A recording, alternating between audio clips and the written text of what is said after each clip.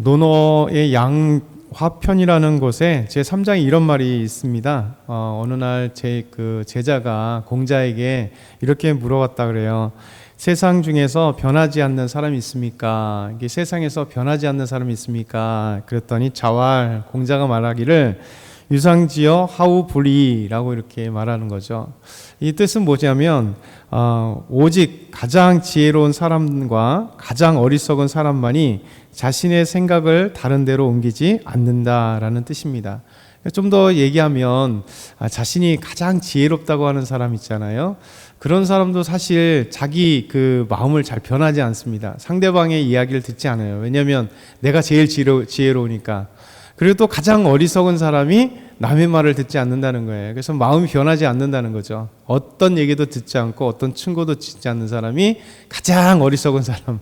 그리고 또 어떻게 보면 가장 똑똑하다 생각하는 사람들이 변하지 않는다. 사실 이 공자께서 말하기를 참 잘한 것 같아요. 지금도 그러잖아요. 사실 우리가 뉴스를 딱 보면 뭐 정치권에 있는 사람들도 보면 변하지 않는 게 뭐예요? 자기가 옳다고 생각하기 때문에, 자기가 국가를 위해서 또 나라를 위해서 아니면 무엇을 위해서 내가 하는 것이 옳기 때문에, 그러면서 끝까지 남들은 다 그게 잘못된 얘기고 잘못된 생각이라고 하는데 막 끝까지 밀고 가는 사람들을 항상 우리는 TV를 통해서도 보고 주변에서도 보고 어떻게 보면 또 우리 자신을 통해서도 어떤 때는 되게 고집 있는 모습을 보게 됩니다.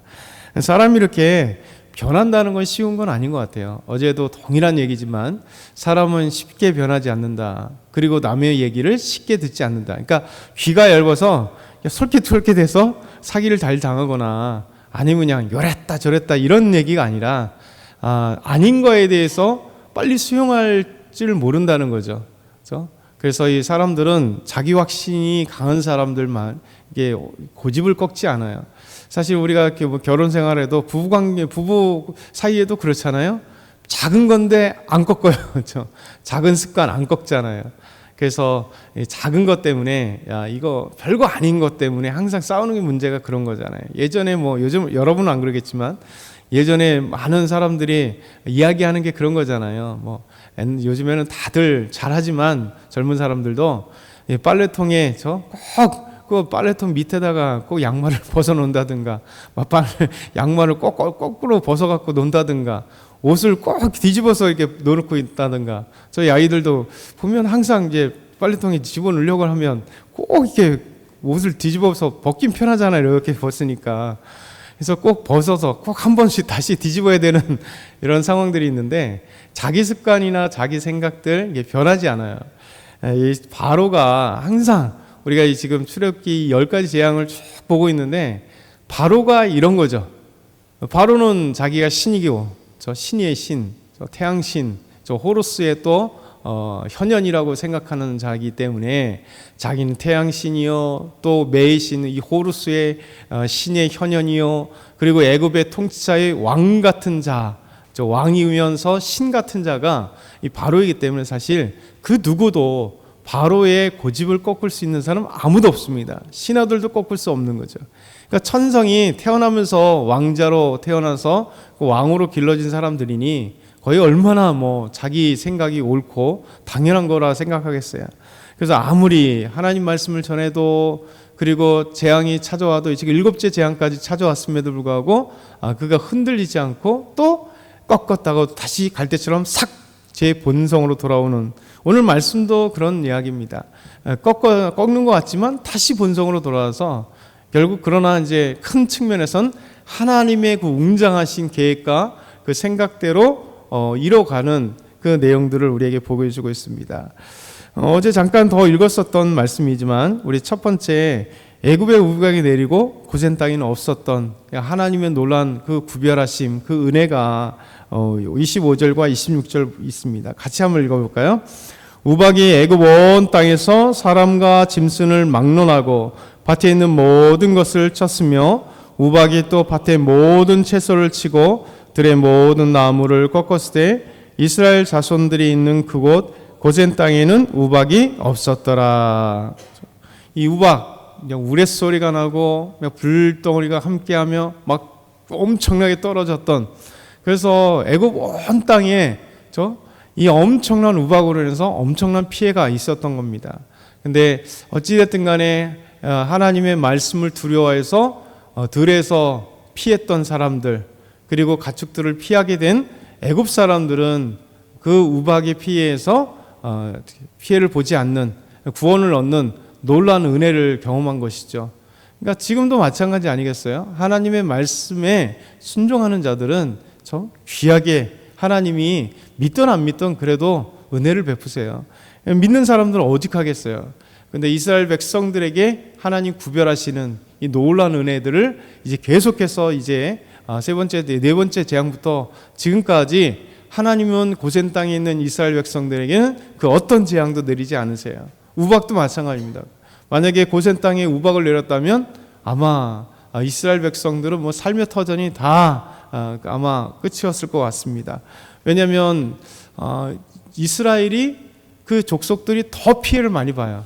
왜냐하면 애국 사람들은요, 사실은 그 집도 많고 도시였고 그곳에 들어갈 수 있고, 그들은 양을 키우지 않아요.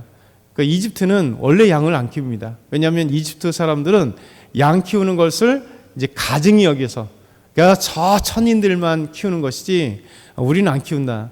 대신에 그래서 천인들 키우고, 그들이 양고기 안 먹는 건 아니겠지만 그냥 살면 되는 거고 그냥 수입하면 돼요. 그들이 하는 것은 뭐냐면 거의 농사만을 지었습니다. 농사.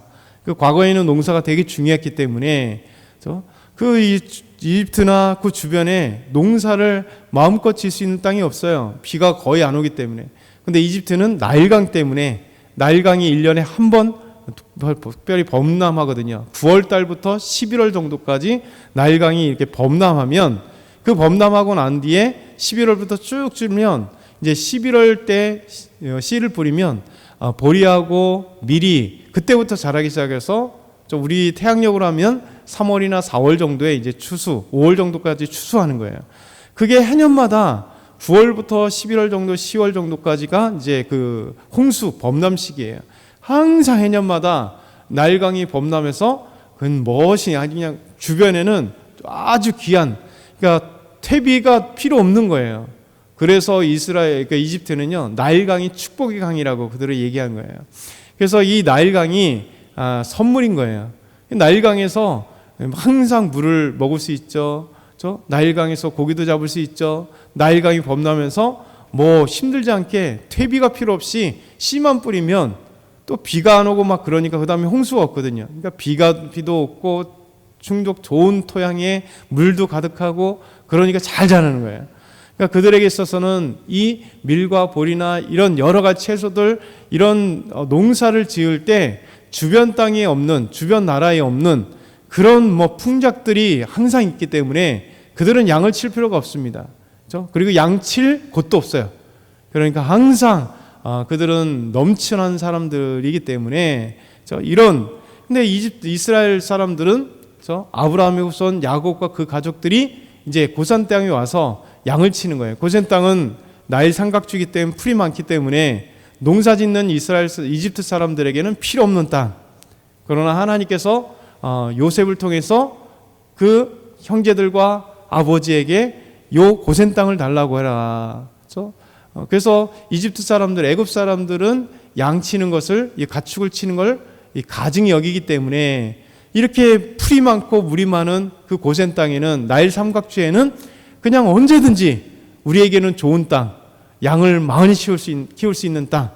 그러니까 이런 관계에서 생각해 보면 우박이 내리면 양을 항상 키우고 있었던 이스라엘 사람들, 이스라엘 족속들은요, 엄청난 피해를 볼 수밖에 없는 거예요. 그렇죠? 그들이 다 양치고 있으니까 사방이 다 뭐 가까운 곳에 안 치잖아요. 집에서 멀리 수밖에 없는, 그러니 엄청난 피해를 볼 수밖에 없는 것입니다. 하나님은 이미 구별해서 그 재앙들을 계속 내리지 않고 있으니 우박 재앙도 애굽에만 내리고, 그리고 하나님께서는 고센 땅에 살고 있는 이스라엘 족속들에 내리지 않으므로, 그러니까 하나님의 그 놀라운 보호하심과 하나님의 구원하심과 하나님의 사랑과 은혜를 그의 백성들이 풍성하게 부어주시는 것이죠. 이게 우리 하나님께서 하시는 일이에요. 우리 이 땅에도 마찬가지입니다. 우리가 흔히 섞여 살지만, 세상에 믿음의 사람 섞여 살지만, 하나님의 사람들은 항상 그 속에서도 구별해 주세요. 그리고 우리를 인도해 주세요. 그러니까 하나님의 은혜를 받는 사람들이 믿음의 사람들입니다. 두 번째 보면 우박의 피해와 두려움으로 바로는 잘못했다고 얘기합니다. 그러나 온전한 회개가 아닙니다. 온전한 회개는 완전히 삶이 바뀌어야 돼요. 다시는 그 자리에 가지 않아야 돼요. 근데 바로는 10가지 재앙할 때까지 잠깐 내가 잘못했습니다. 이 재앙만 없애주면 제가 보내겠습니다. 근데 재앙 딱 끝나자마자 다시 원상태, 또 원상태, 원상태. 이게 바로의 아주 못된 마음이죠. 27절부터 29절 보면 우리 다시 읽어볼게요. 바로가 사람을 보내어 모세와 아론을 불러 그들에게 이르되 이번은 내가 범죄하였노라. 여호와는 의로우시고 나와 나의 백성은 악하도다. 여호와께 구하여 이 우레소리와 우박을 그만 그치게 하라. 내가 너희를 보내리니 너희가 다시는 머물지 아니하리라. 모세가 그에게 이르되 내가 성에서 나가서 곧 내 손을 여호와를 향하여 펴리니 그리하면 우레소리가 그치고 우박이 다시 있지 아니할지라. 세상이 여호와께 속한 줄을 왕이 알리이다. 바로가 급히 모세와 아론을 부릅니다. 그러면서 이번은 내가 범죄했다 이러는 거예요. 이번은 내가 범죄했다. 이게 좋은 말 같잖아요. 우리는 악하고 여호와는 의로우시다. 멋진 고백인 것 같습니다. 근데 사실은 잘 생각해 보면 이미 앞에 첫 번째 재앙부터 이렇게 얘기를 해야죠. 우리가 범죄했습니다. 내가 잘못했습니다. 나와 우리 애굽 백성들은 하나님 앞에 하나님 말씀을 듣지 않은 이 범죄자입니다. 저희들이 잘못했습니다. 처음 재앙에 사실 자기를 꺾고 하나님 앞에 나가고 보냈어야죠. 그런데 첫 번째도 완악한 마음, 두 번째도 완악한 마음, 세 번째도 완악한 마음, 지금 7번째 재앙이 있음에도 지금까지 계속 왔다 갔다 사실 정확하게 하면 거짓인 거죠. 왜냐하면 그 뒤에 끝나자마자 다시 원 상태로 돌아가니까요. 이게 그게 악한 것이죠. 그러면서 결국 하나님께서 이렇게 우박의 재앙을 내리시는 이유에 대해서 오늘 말씀하세요. 29절 보면 세상이 여호와께 속한 줄을 왕이 알리이다. 온 세상이 여호와께 속한 줄을 왕이 알게, 이 백성이 알게 하기 위한 것이 이 재앙의 목적이에요. 사실 14절에도 말씀하잖아요. 온 천하에 나와 같은 자가 없음을 내게 알게 하리라. 하나님과 같은 분이 없게 하시길 알게 하기 위해서 재앙을 내리시는 거예요.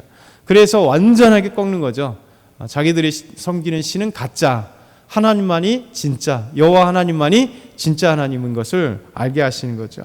마지막으로 세 번째, 어리석은 이 바로는 이제 우박의 재앙이 그치자 다시 마음이 완악해졌다. 35절, 33절에서 35절, 모세가 바로를 떠나 성에 나가서 이제 여호와를 향해 손을 펴고 우레소리와 우박이 그치니까 다시 그것을 보고 다시 범죄하여 마음을 완악하게 하니 그의 신하들도 똑같이 왕과 같이.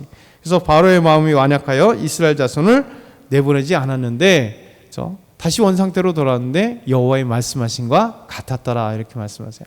악한 자는요 변하지 않아요. 쉽게 변하지 않습니다. 악한 자는 쉽게 변하지 않습니다. 그러니까 하나님께서 치시지 않는 쉽게 변하지 않았습니다. 요즘에 뉴스를 보면 잘됐다, 때가 됐다는 생각이 듭니다. 어떤 거예요? 신천지. 이 못된 자들이 하나님이 치시지 않으면 돌아오지도 않고요, 변하지도 않대요. 이 사람들이 한국교회가 얼마나 피해를 많이 봐요. 근데 하나님께서 특수본을 통해서 그냥 손을 대게 하시잖아요. 그건 뭐 정치적인 거는 뒤로하고 하나님이 손을 대실 때가 됐어요. 그래서 신천지는 해체가 돼야 됩니다. 그러니까 하나님께서 이렇게 강력하게 교회가 못하면 하나님 세상을 사용하세요. 저는 잘됐다 생각해요. 사실 개인적으로는 특검까지 가서 완전히 신천지를 해체해야 돼요. 정당의 문제가 아니라 하나님께서 함께 하셔야 이런 못된 이단들과 이 우상을 숭배하는 자들이 하지. 그래서 하나님의 그 권능이 필요합니다. 그래서 여러분들 많이 기도해 주셔야 돼요. 하나님께서 역사하시도록. 하나님께서 이런 정치와 상관없이 하나님이 정말 악한 자들을 심판하실 수 있도록 기도하시기를 소망합니다.